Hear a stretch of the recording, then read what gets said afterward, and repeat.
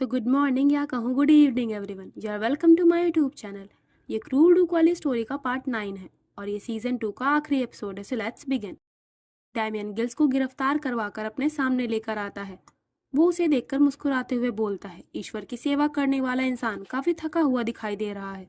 Gills उससे request करता है, प्लीज कम से कम आप मुझे लेडी क्लोए की कब्र पर फूल चढ़ाने की परमिशन दे दीजिए।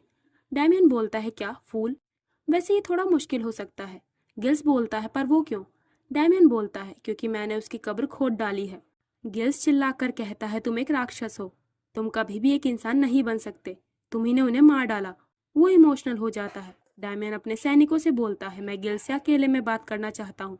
तुम लोग यहाँ से जा सकते हो। सैनिक वहाँ से चले जाते हैं।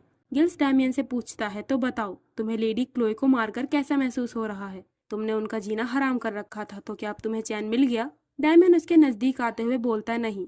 उसे मुस्कुराता हुआ देखकर गिल्स पूछता है, तुम किस बात के लिए इतना मुस्कुरा रहे हो? हाँ। डैमियन बोलता है, अच्छा तो तुम्हें सच में ये लगता है कि क्लोए मर चुकी है? हाँ। डैमियन मॉन्स्टर्स की तरह जोर जोर से हंसने लगता है।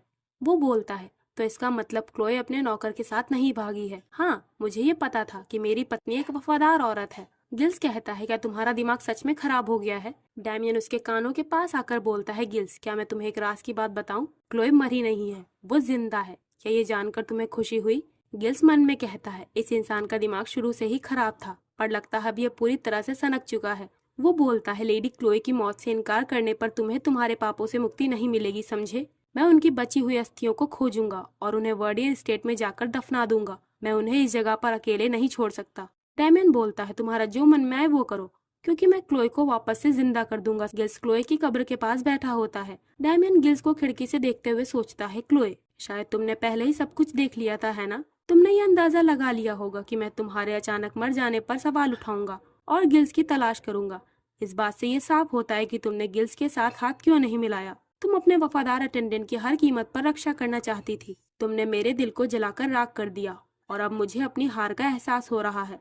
क्लोए, अगर तुम्हारा यही फैसला है तो मैं इसे प्यार से सहन कर लूंगा। अगर तुम मेरे विश्वास का इम्तहान लेना चाहती हो तो मैं खुशी से तैयार हूँ। लेकिन एक बार जब मैं इस तूफान का सामना कर लूंगा और तुम्हें दोबारा से पालूंगा, तो फिर तुम्हें इसकी कीमत अदा करनी होगी, माई वाइफ। अब हम एक साधारण गांव में क्लोए को देखते हैं।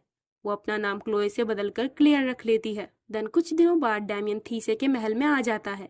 उसके स्टडी रूम में सभी मेड्स एंड अटेंडेंट्स इकट्ठा हुए होते हैं। डैमियन क्लोए की मेड मार्गेट से कहता है, वो तुम ही थी ना जिसने क्लोए की ओर से उसका लेटर पोस्ट किया था? मार्गेट हिचकिचाकर बोलती है, जी हाँ, क्योंकि उस वक्त मैडम को महल से बाहर जाने की इजाजत नहीं थी। डैमियन बोलता है, मैं मानता हूँ कि उन लेटर्स के अंदर क्या था तुमने वो नहीं देखा होगा, पर तुमने ये तो जरूर देखा होगा कि वो किसके लिए थे। हाँ। मार्गरेट बोलती है, वो तो सिर्फ ग्रीटिंग्स के लेटर थे जो उन्होंने अपनी फैमिली को भेजा था। उनमें से कुछ लेटर्स राजधानी में राजा के लिए थे। डैमियन सोचता है, ये तो पक्की बात है कि उसने अपने परिवार को बताया होगा कि क्या होने वाला है, क्योंकि विस्काउंट वर्डियर का ठिकाना, जिनके बारे में कहा जाता है कि वो आग लगने की खबर सुनकर बेहोश हो गए थे और उन्हें एक हॉस्पिटल में भर्ती कराया गया, ये सब कुछ अभी भी राज बना हुआ है। यहाँ तक कि उसकी प्यारी बहन एलिस के लेटर्स भी अचानक आना बंद हो गए थे। डैमियन पूछता है, तुमने उन्हें आखिरी बार जिंदा कब देखा था? मार्गरेट बताती है, उस दिन शाम के 7 बजे थे। उन्होंने मुझे ऑर्डर दिया था कि आज मैं उनका बेड सेट ना करूं, क्योंकि वो काफी बिजी थी। तभी डैमियन बोलता है, एक आखिरी सवाल, क्या तुम ये बता सकती हो कि एक मोमबत्ती को पूरी तरह से जलने में कितना वक्त लगता है? मार्गरेट बताती है, मेरे ख्याल से इसमें लगभग 4 घंटे लगते हैं। अब मार्गरेट सहित बाकी सभी अटेंडेंट्स वहां से चले जाते हैं। डैमियन सोचता है, शाम के 7 बजे क्लोए ने अपने मेड से आखिरी बार विदा ली थी। कुछ दूसरे सर्वेंट्स ने बताया होता है कि लगभग रात के 9 बजे मैडम झोपड़ी के सामने खड़ी होकर गरीब खाने में भेजे जाने वाली चीजों को खुद से जांच कर रही थी। डैमियन मन में बोलता है, उन सारी चीजों की अकेले जांच करने के बाद उसने जरूर उस झोपड़ी के अंदर जाकर सब अरेंजमेंट्स कर दिए होंगे, और जिस इंसान ने उसकी मदद की वो जरूर वही है। अब वो पुरानी मेड एलिजा को अपने पास बुलवाता है। वो बोलता है, एलिजा, हम काफी दिनों बाद मिल रहे हैं। एलिजा बोलती है, ग्रीटिंग्स योर मैजेस्टी। डैमियन कहता है, मैं तुम्हें स्वांटन के राजा के तौर पर नहीं, बल्कि एक ड्यूक के वारिस होने के तौर पर तुमसे एक सवाल पूछना चाहता हूँ, जिसके जन्म होने पर तुम्ही ने उसकी गर्भनाल काटी थी। एलिजा बोलती है, आप पूछिए माय लॉर्ड। डैमियन पूछता है, तो बताओ मेरी पत्नी कहाँ पर है? एलिजा बिना हिचकिचाए बोलती है, मुझे इस बारे में नहीं पता। डैमियन कहता है, क्या तुम सच बोल रही हो एलिजा? एलिजा बोलती है, मुझे अपनी जान की परवाह है। मैं इतनी भी बेवकूफ नहीं हूँ कि मैं उस आदमी के कैरेक्टर को ना जानती हूँ जिसे मैं नहीं पाला है। डैमियन कहता है, जब तुम्हें थीसे के महल से बाहर निकाल दिया गया था तो डचेस की सिफारिश लेटर पर तुम्हें हॉस्पिटल में नौकरी करने की परमिशन मिल गई थी। तो तुम ही वो इंसान रही होगी जो एक लावारिस डेड बॉडी को सीक्रेट तौर पर महल तक लेकर आई। तुमने लंबे समय तक महल की अरेंजमेंट्स की सत्ता संभाली है, तो इसीलिए तुम्हें इस मामले को निपटाने में ज्यादा परेशानी नहीं हुई होगी, है ना? किसी को इस बात के बारे में नहीं पता चल सका कि उन जांच करने वाले सामान में एक लाइफलेस बॉडी भी थी। इस बात का पता किसी को नहीं था सिवाय तुम्हारे और उसके। तो बताओ, क्या मैं गलत हूँ? एलिजा बोलती है, नहीं, आप बिल्कुल सही हैं योर मैजेस्टी। तो आखिर मानना पड़ेगा, डैमियन सच में खतरनाक है। उसने पूरी घटना जान ली कि क्लोए ने कैसी प्लानिंग की थी। वैसे वो ऐसे ही एक मामूली ड्यूक से देश का राजा थोड़े ही बन गया है। खैर, वो गुस्से से बोलता है, एलिजा, मैं तुम्हें सिर्फ एक मौका और दे रहा हूँ। मैं दोबारा से पूछता हूँ, क्लोए इस वक्त कहाँ पर है? एलिजा बताती है, मुझे नहीं मालूम। उन्होंने मुझे ये नहीं बताया था। मुझे यकीन है कि वो नहीं चाहती थी कि उनकी वजह से दूसरों को कोई नुकसान पहुंचे। डैमियन बोलता है, पर मैंने उस दिन तुम्हें रेलवे स्टेशन पर देखा था। तुम्हें पहले से ही पता था कि वो क्या प्लान कर रही है ना? एलिजा कहती है, मैं खुद अपनी इच्छा से रेलवे स्टेशन गई थी। मैंने उनके कहे अनुसार अपना काम कर दिया था, और मुझे भी वही शक था जो आपको था। जैसे ही लेडी क्लोए ने मुझे देखा, वो भागने की कोशिश करने लगी, पर मैंने उन्हें रोक लिया। मैंने उन्हें अपना लंबा कोट पहना दिया था और उसके हुड से उनका चेहरा छिपा दिया। फिर मैंने उनकी ट्रेन पर चढ़ने में उनकी मदद की। मुझे उम्मीद थी कि उनका सफर अच्छा होगा। ये सुनकर डैमियन लंबी सी आंख भरता है। वो बोलता है, तुम्हें ये पता होगा कि वो कभी भी वापस नहीं लौटेगी। एलिजा बोलती है, जी हाँ। डैमियन कहता है, और तुम्हें ये भी पता होगा कि अगर मुझे सच का पता चल गया तो मैं तुम्हें कभी भी माफ नहीं करूंगा। तो फिर तुमने उसकी मदद आखिर क्यों की? एलिजा बोलती है, अगर मैं बताऊं तो क्या आप इसे समझ पाएंगे यंग मास्टर? अगर मैं कहूं कि मैंने उनकी मदद की क्योंकि मैं एक इंसान हूं तो? देन मेड एलिजा ये सब बताकर वहां से चली जाती है। डैमियन अपने स्टडी रूम में होता है। वो अपनी वही फोटो के पीछे वाली सीक्रेट अलमारी को खोलता है। उस अलमारी में अब उन कागजात के साथ कुछ और भी रखा होता है। डैमियन उसे देखकर हंसने लगता है। अलमारी के अंदर वही ब्रेस रखा होता है जो डैमियन ने क्लोए को प्रेजेंट के तौर पर दिया था। ये खुद क्लोए ने यहाँ रखा होता है। वो सोचता है, थीसे की एक भी निशानी को अपने साथ लिए बगैर क्लोए वर्डियर यहाँ से चली गई। उसके पंख तोड़ देने के बाद मैं उसे जुड़ना चाहता था, लेकिन खुद उसने मेरी ये गलत धारणा ही तोड़ दी कि उसका पैर कभी भी उसे यहाँ से जाने से नहीं रोकेगा। तुम्हें पता था ना क्लोए, तुमने पहले ही अंदाजा लगा लिया था कि मैं खोजबीन करके आखिर यहाँ तक पहुँच ही जाऊंगा। मैंने तुमसे एक बार पूछा था कि बिना कोई सवाल पूछे तुम किसी को कैसे जान सकते हो। तब तुमने कहा था, मैं लोगों को नेचुरल तौर पर जानना चाहूंगी। उस वक्त मुझे लगा कि ये दुनिया का सबसे बेवकूफी भरा जवाब है, पर क्लोए, तुमने तो मुझे मुझसे भी बेहतर तरीके से समझ लिया है ना। जब तुमने इस टूटे हुए ब्रेस को मेरी तिजोरी में रखा होगा तो तुमने ये इमेजिन किया होगा कि जब मुझे इस बारे में पता चलेगा तो गुस्से से मेरी हालत कैसी हो जाएगी। वो आह भरकर बोलता है, क्लोए, क्या मैं अभी भी उतना ही एक्साइटेड हूँ मुझे पूरी तरह से तोड़ देने के लिए? तुम्हारा शुक्रिया माय लव। वो उस ब्रेस को किस कर लेता है। वो मन में बोलता है, मुझे उम्मीद है तुम ये देखने को एक्साइटेड होगी कि कैसे डैमियन अर्नेस्ट वन थी से टूटने के बाद एक बार फिर तुम पर अपना दावा करेगा।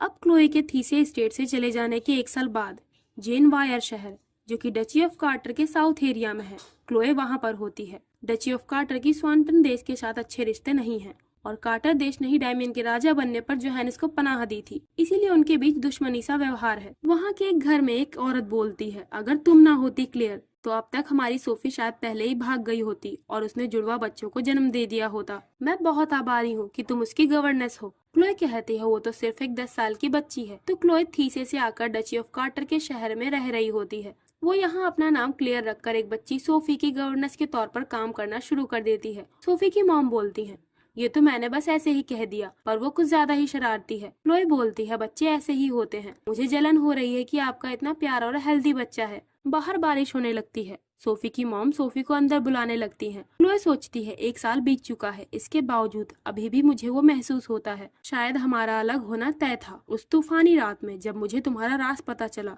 तुम्हारे इस धोखे के बावजूद मैं इस भरोसे पर अड़ी रही कि जब तक मेरा बच्चा मेरे पास है सब कुछ ठीक रहेगा। इसीलिए मैंने ये सब सहन किया, भले ही मुझे दर्द महसूस हुआ। लेकिन जब मैंने अपना बच्चा खो दिया, जो कि मेरी आखिरी उम्मीद था, मेरी सारी आशाएं टूट गईं। डैमियन, अगर तुम्हारे मन में मेरे लिए रत्ती भर भी इज्जत होती तो उस दिन मुझे आई लव यू कहने के बजाय तुम मुझसे सच्चे दिल से माफी मांग लेते, लेकिन तुमने ऐसा कुछ भी नहीं किया। उसी वक्त मेरे सब्र का बांध टूट गया। मैं डर से नहीं बल्कि उम्मीद की वजह से कांप रही थी। उस दिन जिंदगी में पहली बार मुझे जबरदस्त चाह हुई कि मैं तुम्हारी गहरी निराशा का कारण बन जाऊं, और मैं विंसबरी तक पहुंचने में कामयाब रही। तो क्लोए ने थीसे से निकलने से पहले एलिस को लेटर लिखा होता है। एलिस, मैं हमारी माँ की बरसी के दिन विंसबेरी के पोस्ट ऑफिस पर तुम्हारा इंतजार करूंगी। अब हम वो सीन देखते हैं जब क्लोए विंसबेरी जाकर एलिस से मिलती है। एलिस बोलती है, तुम्हारा सफर कैसा रहा क्लोए? एलिस के साथ में उसका छोटा बेबी भी होता है। एलिस क्लोए को बताती है जिस आदमी एडी के लिए वो घर से भागी थी वो कोई देहाती नहीं बल्कि डची ऑफ कार्टर का छिपा हुआ वारिस था, जिसका नाम अर्नॉल्ड डी कार्टर है, और अब वो कार्टर देश का राजा बन चुका है। क्लोए, क्या तुम यकीन कर सकती हो? वो कहता है कि वो मुझसे दुनिया में सबसे ज्यादा प्यार करता है, फिर भी उसने अपने फियांसे के साथ सगाई कर ली और उसने मुझे यहाँ छिपा कर रखा है। काश मैं उसे मार पाती। एलिस रोते हुए बोलती है, मैं हर दिन उसके मरने की प्रार्थना करती हूँ। मैं तो बस खुश रहना चाहती थी। लेकिन वो क्लोए को अपने साथ में रुक जाने को कहती है, पर क्लोए मना कर देती है क्योंकि एलिस उस आदमी का बेसब्री से इंतजार कर रही थी जिससे वो बेहद नफरत करती है। क्लोए सोचती है, मैं आत्मनिर्भर हूँ, किसी से एक ही समय पर नफरत और प्यार करना, मैं इस फीलिंग को सहन नहीं कर सकती। अब प्रेजेंट टाइम में सोफी क्लोए के पास आकर बोलती है, मिस क्लेयर, चर्च जाने का टाइम हो गया। आज चर्च में एक नया मिशनरी आने वाला है। फॉर एडिशनल इन्फॉर्मेशन, मिशनरी एक धर्म प्रचार करने वाले पर्सन को बोला जाता है जिसे क्रिश्चियनिटी में धर्म प्रचार करने के लिए एक जगह से दूसरी जगह पर भेजा जाता है। क्लोए सोफी के सर पर हाथ रखकर कहती है, ठीक है, चलो हम चलते हैं सोफी। बाहर बारिश हो रही होती है। क्लोए, सोफी और उसकी मॉम घोड़ा गाड़ी से चर्च जा रहे होते हैं। उसकी मॉम बोलती है, बारिश रुकने पर गर्मी और ज्यादा बढ़ जाएगी। मिस क्लेयर, पिछले साल आपको भयानक गर्मी का सामना करना पड़ा था, वो बहुत असहनीय था, है ना? क्लोए कहती है, मुझे ऐसा नहीं लगता, मुझे सर्दी के बजाय गर्मियाँ ज्यादा पसंद है। ये सुनकर सोफी की मॉम थोड़ा हैरान हो जाती है। वो बोलती है, वैसे क्या आपने ये खबर सुनी? स्वेटन देश के राजा थीसे जल्द ही अपनी नई रानी के साथ शादी करने वाले हैं। उन्होंने अपनी मरी हुई पत्नी का अंतिम संस्कार बहुत लंबे समय तक टाल रखा था, फिर भी 1 साल से कम समय बाद ही वो दोबारा से शादी कर रहे हैं। मैं तो श्योर हूँ कि सारे आदमी एक जैसे ही होते हैं, चाहे वो यहाँ के हों या स्वेटन के। ये खबर सुनकर क्लोए सोचती है, मेरा फैसला कि मैं डैमियन की जिंदगी से गायब हो जाऊंगी ये सफल होता नजर आ रहा है। लेकिन वो डैमियन के साथ बिताए गए खूबसूरत लम्हों को याद करने लगती है। वो खुद से बोलती है, नहीं क्लोए, तुम इस बारे में मत सोचो, तुम्हारी जिंदगी यहाँ नए सिरे से शुरू हो रही है। तुम यहाँ पहले की तरह शांति से जियो जहाँ पर वो नहीं है। तभी उनकी घोड़ा गाड़ी का एक पहिया किसी मिट्टी के गड्ढे में फंस जाता है। गाड़ी चला रहा पर्सन उन्हें आगे पैदल जाने को कहता है। वो तीनों चर्च की ओर पैदल चलते हैं और अब उन्हें एक नहर को पार करना होता है जिस पर पत्थरों से रास्ता बना होता है। सोफी की मॉम बोलती है, अब हम क्या करें मिस क्लेयर, क्या तुम इसे पार कर पाओगी? क्लोए बोलती है, आप चलिए, मैं आ जाऊंगी। छोटी सी सोफी बोलती है, आप मेरा हाथ पकड़ लीजिए मिस। क्लोए कहती है, नहीं, मैं नहीं चाहती कि तुम गिर जाओ सोफी, क्यों ना तुम आगे चलो और मुझे बताओ कि कौन सा पत्थर डगमगा रहा है, ये कैसा रहेगा? सोफी बोलती है, ठीक है, जैसा आप कहें। वो दोनों नहर पार कर लेते हैं। क्लोए अब भी पीछे ही खड़ी होती है। वो सोचती है, क्लोए, तुम ये कर लोगी, तुमने इससे पहले भी इस तरह के एडवेंचर भरे काम किए हैं। वो अपना कदम आगे बढ़ाती है। तभी कोई उसके सामने पानी में झुककर बैठ जाता है। वो बोलता है, प्लीज सावधानी से, ये काफी फिसलन भरा है। ये गिल्स होता है। क्लोए उसे देखकर इमोशनल हो जाती है। वो उसकी ओर छाता करके कहती है, तुम जरूर यहाँ के नए मिशनरी होगे, है ना? क्या तुम मेरा हाथ पकड़ सकते हो? गिल्स बोलता है, मुझे डर है कि मेरे हाथ इसके लिए बहुत गंदे हैं माई लेडी। क्लोए अपना हाथ आगे बढ़ाते हुए बोलती है, ये सच नहीं है, तुम मेरा हाथ पकड़ सकते हो। देन अगले दिन सोफी की मॉम उसके डैड से कहती है, मैं एकदम सच कह रही हूँ। डैड बोलते हैं, ये कितनी हैरानी की बात है, जिस तरह से क्लेयर आदमियों को देखती है तुम्हें लगेगा कि वो पत्थर की मूर्ति से ज्यादा कुछ भी नहीं है। मॉम बोलती है, हाँ, पर मैं खुद इस बात पर भरोसा नहीं कर पा रही थी। मैंने उसे इतनी चमक से मुस्कुराते हुए पहले कभी नहीं देखा था। मुझे लगता है कि अगर क्लेयर और यंग मिशनरी के लिए चीजें अच्छी रही तो ये हमारे लिए भी अच्छा रहेगा। शायद वो यहीं पर बस जाएं। तभी चाय पीते हुए सोफी के डैड की जीभ जल जाती है। मॉम चौंक कर पूछती है, क्या तुम ठीक हो? वो कहती हैं, हमारे राजा ने यह ऐलान किया है कि वो अपने मिस्टर से ही शादी करेंगे। वो हमेशा से ही अपनी लवर एलिस को लेकर प्रोटेक्टिव थे और अब तो उन्होंने उसके लिए अपनी फियांसे को भी छोड़ दिया है। जाहिर है उनके तो एक बच्चा भी है। तो क्या हमें स्वेटन देश की लेडी को अपनी रानी के तौर पर एक्सेप्ट करना होगा? तो अब हमें ये पता चलता है कि एडी यानी कार्टर देश का राजा अर्नाल्ड एलिस को अपनी पत्नी बनाने के लिए राजी हो जाता है। डैड बोलते हैं, क्या वैसे तुम्हें कोई परेशानी तो नहीं होगी ना अगर बिजनेसमैन लॉरेंट टेलर हमारे झील के किनारे वाले विला में आकर रहे? मॉम बोलती है, क्या लॉरेंट टेलर? वो तो वही ग्रामोफोन का बिजनेसमैन है जो स्वेटन से है ना? लेकिन वो स्वेटन से है, इसीलिए मुझे इससे आपत्ति है। डैड कहते हैं, पर सोफी की गवर्नेंस भी तो स्वेटन से है, तो फिर? मॉम बोलती है, वो बात अलग है, समझे? सोफी के डैड बताते हैं वो बिजनेसमैन हमारे यहाँ 3 दिनों में होने वाले बाजार में पहुँचने का प्लान कर रहा है। वो बहुत चालाक बिजनेसमैन है, इसीलिए उसके साथ जान पहचान बनाने में कोई हर्ज नहीं है। मॉम बोलती है अगर आप कहेंगे तो वो वहाँ रह सकता है। वैसे मैं तो ये सोच रही हूँ कि क्लेयर की डेट कैसी चल रही होगी। क्लोए बाहर बेंच पर बैठी होती है, तभी गिल्स वहाँ आकर उसे कुछ फूल देते हुए बोलता है, क्या आप काफी देर से मेरा इंतजार कर रही हैं माई लेडी? क्लोए कहती है नहीं, मुझे इंतजार करते हुए ज्यादा समय नहीं हुआ है। गिल्स कहता है ये जगह उस जगह से काफी अलग है जहाँ हम पले बड़े हैं, है ना? क्लोए बोलती है यहाँ के लोग भविष्य की चिंता करने के बजाय प्रेजेंट टाइम को पूरी तरह से खुशनुमा बनाने की कोशिश करते हैं। गिल्स पूछता है माई लेडी, क्या आप यहाँ पर खुश हैं? क्लोए बोलती है मैं मौत के कगार से वापस आई हूँ, बेशक मैं खुश हूँ। गिल्स बोलता है बस मुझे यही सुनना था। क्लोए कहती है तुम अभी भी पहले की तरह बहुत इमोशनल हो गिल्स। गिल्स बोलता है मैं रो थोड़े ही रहा हूँ। क्लोए बोलती है तो फिर तुम्हारी आंखें लाल क्यों हैं? क्लोए उन फूलों को देखकर थीसे के समर फेस्टिवल को याद करती है जब डैमियन ने उससे कहा था कि उसे कभी भी किसी लेडी ने फूल नहीं दिया है और वो क्लोए के फूलों का इंतजार करेगा। गिल्स बोलता है माई लेडी आप किस बारे में सोच रही हैं? गिल्स थोड़ा परेशान दिख रहा होता है। क्लोए कहती है मैं तो बस यही सोच रही थी कि तुमने मुझे जो फूल दिए हैं वो कितने खूबसूरत हैं। गिल्स बोलता है ये तो बस जंगली फूल है जो मैंने एक नदी के किनारे से तोड़े हैं। क्लोए पूछती है गिल्स तुमने एक मिशनरी बनने का फैसला कैसे ले लिया? मुझे नहीं पता था कि तुम्हें थियोलॉजी में इतना इंटरेस्ट है। गिल्स बताता है मैं ये समझना चाहता था कि लोगों को दुख क्यों सहना पड़ता है।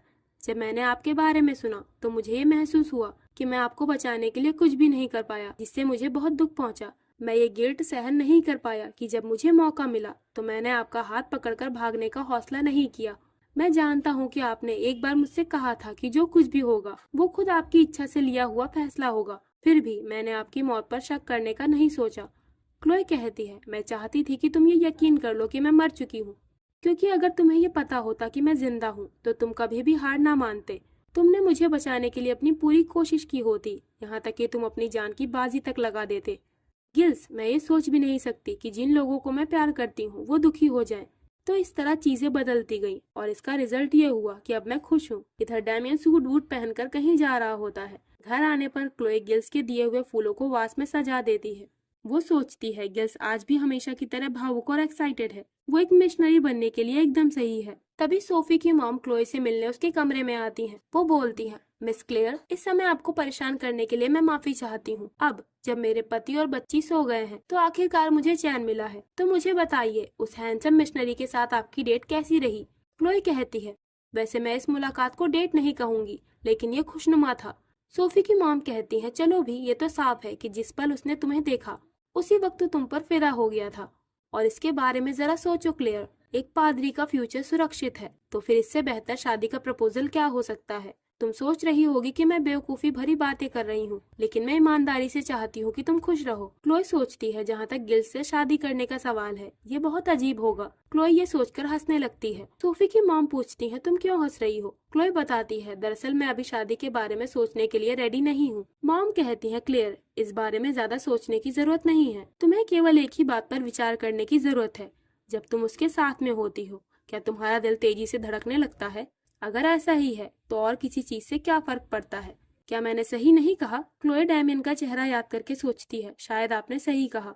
देन अगले दिन वो सब लोग बाजार आए हुए होते हैं। सोफी कई सारे खिलौनों को पकड़कर बोलती है काश हमारे पास हर दिन बाजार होता। सोफी की मॉम बोलती है अब ये मेरा पति कहाँ चला गया? वो क्लोए से कहती है मिस क्लेयर क्या आप कुछ देर के लिए सोफी का ध्यान रख सकती हैं? मैं अपने पति को ढूंढने जाती हूँ, वो पता नहीं कहाँ रह गए। क्लोए बोलती है ठीक है। सोफी क्लोए को कुछ दिखाते हुए कहती है मिस क्लेयर ये देखिए ये काफी सुंदर है ना? क्लोए कहती है हाँ ये बहुत सुंदर है। सोफी बोलती है इसके अंदर जंगलों की तस्वीर है, क्या आपको पता है ये कौन से पेड़ है?